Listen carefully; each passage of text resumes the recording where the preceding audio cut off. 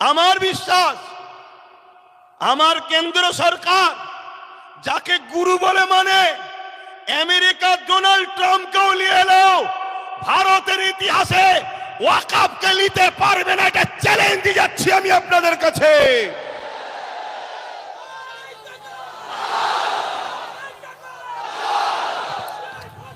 কেন? ডোনাল্ড ট্রাম্পও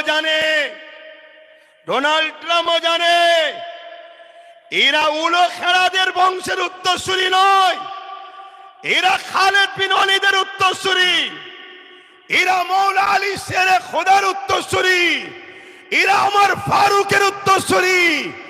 এরা এই জমিনের উপরে ইতিহাস তৈরি করে দিয়ে যায়। কখনো এরা কারো কাছে মাথা নত করতে সেখানে সংখ্যা কম হতে পারে, অস্ত্র নাও থাকতে পারে,